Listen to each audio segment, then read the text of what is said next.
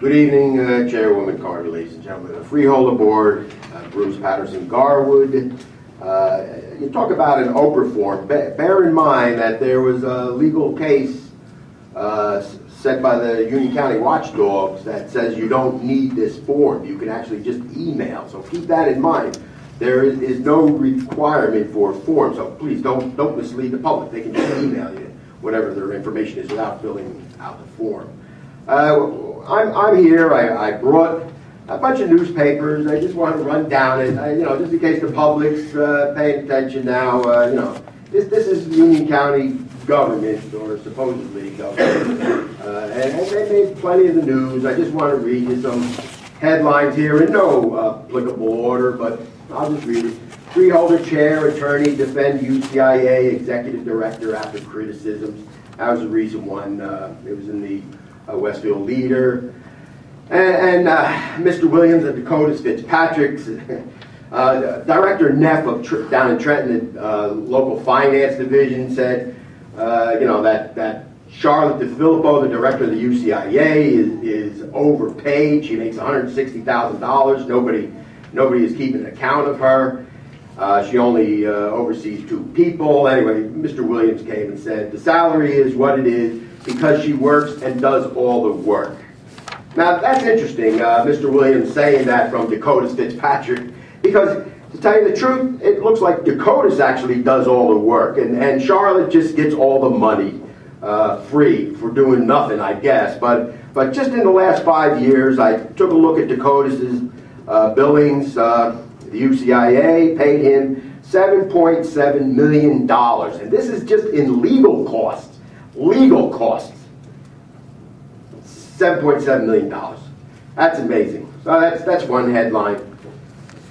Oh, by the way, last year Dakotas has been donating $60,000, $30,000, $25,000, $30,000 over the years to the freeholders. So I mean, it kind of looks like a quid pro quo, but I know you can't prove things like that. Here's another one: County Watchdog quashes subpoena.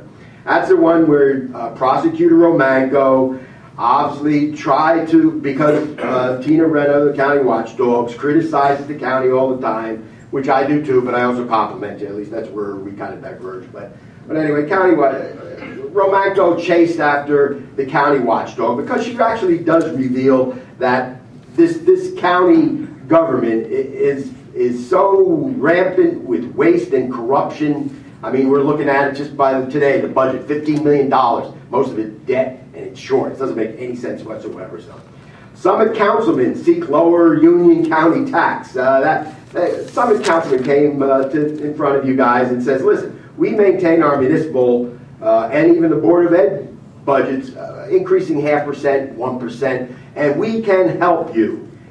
You guys rebuffed them. In fact, you actually insulted them, but you don't want any help financially. These guys are financial experts. You have no financial experience. None of you has financial experience up there. This could very well be why the budget's way over. They offered you help. You won't let their eyes see the budget, which makes one very suspicious.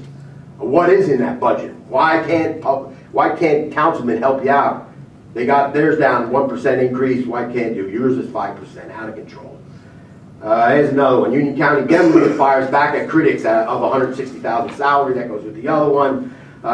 Here's Neff. This is Director Neff of Trenton saying, surely an executive director as richly compensated as DeFilippo can express her qualifications without paying an attorney to do so. And that's Dakota. That goes back to Dakotas. And this was from that other meeting when Dakotas was here. UCIA Director DeFilippo pays Dakotas to come here to explain to you that there is no waste at the UCIA.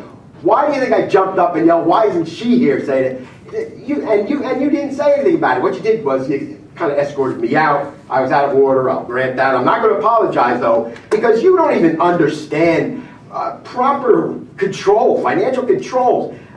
For Dakotas, who made over $7 million in 5 years from the UCI, he comes here to explain that there's no waste. The irony, it's amazing. Please back up your remarks. Well, I can always talk for another couple of meetings, but we can go on. All of this is still relevant. It's all in the news. It isn't going to go away. You've got major problems. I'm starting to say that I don't even see a county government here. This is not a county government anymore. I don't know what it is. I'll figure it out. I mean, Thank you, Mr. Mr. Patterson. Bittner called it a criminal enterprise or a criminal organization. Thank you, Mr. Patterson.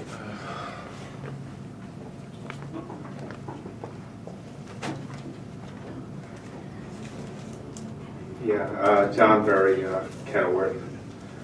Let's see. You probably should have let him keep talking. I thought I felt a compliment coming.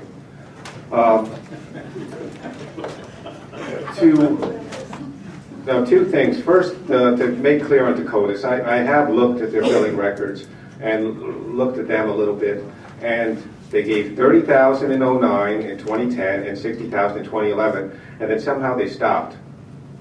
Maybe there's some other way. But Dakotas has had their share of problems with other entities. NCAP, Xanadu, they lost the New Jersey Turnpike deal, and they were involved in the Arc Tunnel. They were one of 3 law firms that was going to benefit. Well, they did benefit from there. So when Christie, it hurt them badly. So that's why they kind of need Union County and the $1 million or $2 million sometimes that they have it get from here. Last thing, though, is on the cap bank and just generally on the budget. Flexibility could be good, but I think the idea of not voting for the cap bank is discipline, if there's a word we could put on there.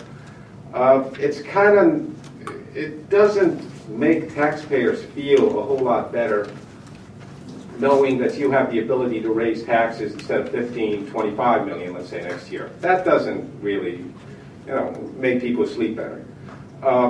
If there were no cap bank and you had to lower taxes, maybe you would be looking at the Union County Improvement Authority getting $600,000 this year, last year, and to infinity to run. Morris County does seem to be doing it. They're 500,000 people. They also have a county library, and 217 million. Their tax increase was 0%. So the amount raised by taxation is $100 million less than Morris County. And that comes to the last point where it may not be that important if you have the cap bank, because Berkeley Heights is looking at this, and if they do secede, I mean, you'll have less to do, and this may work out for you. You won't have to take care of Berkeley Heights next year, and then New Providence or Summit, who aren't here, by the way. Maybe they're giving up. But the cap bank thing, I get it from the point of view where if there's an emergency, you can hike taxes a lot. But if there's an emergency of that scale, you'll probably have the state allowing you to do it. I don't think it's a good idea, and the amount of flexibility, with the amount of waste that is really in this budget, and I don't have time. I probably have a minute, and it'll take me like 4 hours. There can be cuts if you're disciplined and if you have to. And if you're not disciplined, then Berkeley Heights is gone, and as Mountainside, as contiguous municipalities see the opportunities to leave, there might be more people leaving. So you have to watch out for that more. That's it.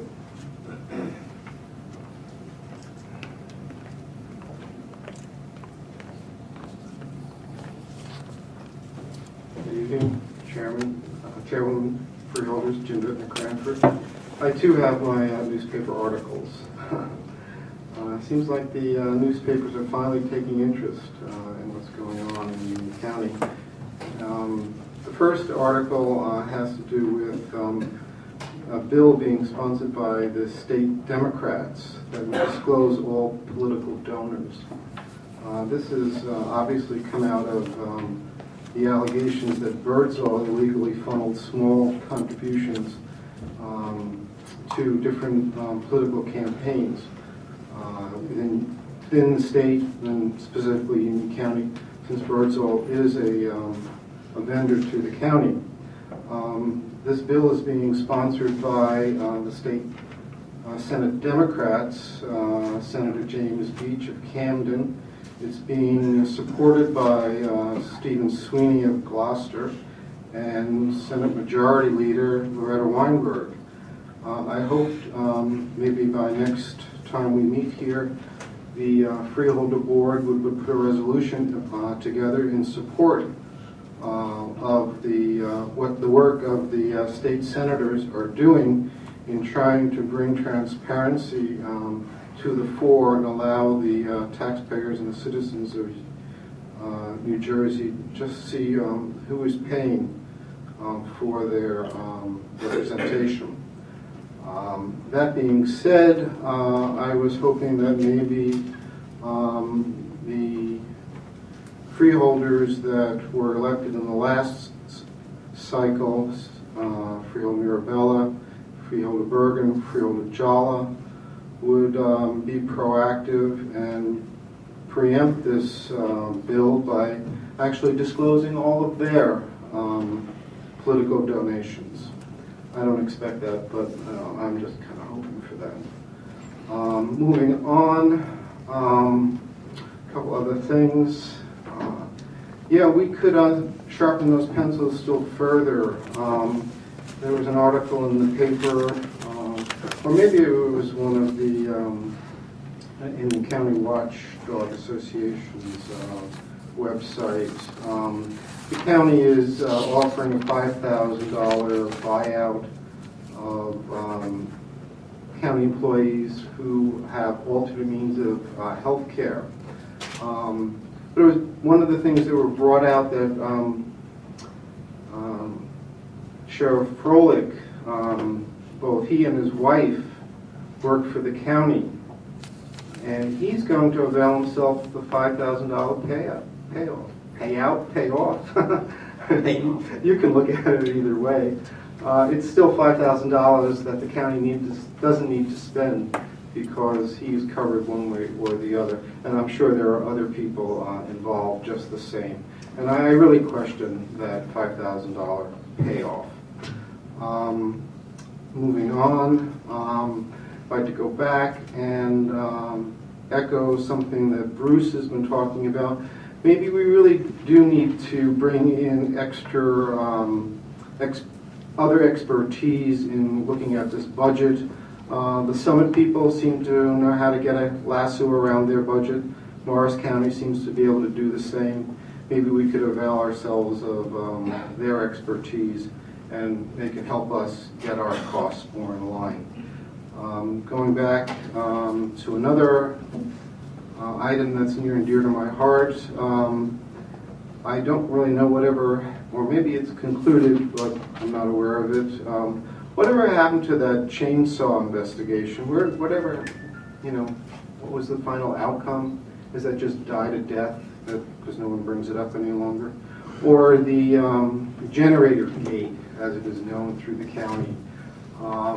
It's been very interesting. I sat through the 3-day trial. It was very educational in watching the county spend money needlessly when the prosecutor really in his heart knew there was nothing to get from that trial. We were told, I'm sorry, I'll try to wrap up. We were told that the county board would do their own investigation once the prosecutor finished his. And I was wondering what the findings were from the county board, the board's investigation.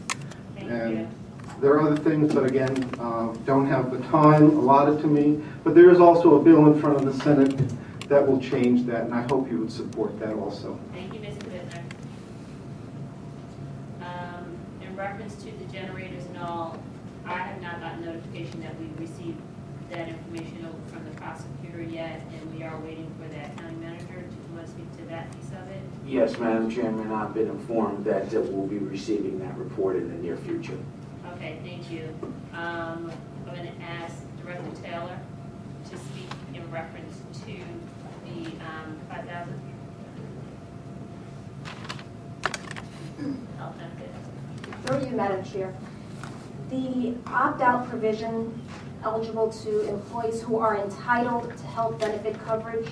For those employees that have a family plan and or parent and child, they are eligible for a opt-out benefit of up to $5,000.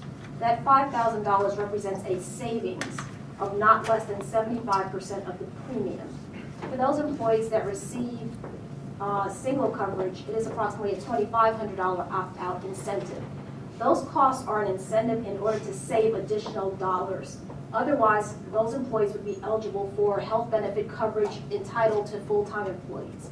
So while it is a cost avoidance of a greater amount for which employees are entitled as long as they prove they have coverage elsewhere. Thank you. That's not my question. I'll speak to you right afterwards, and I'll make sure that you get I covered. appreciate that.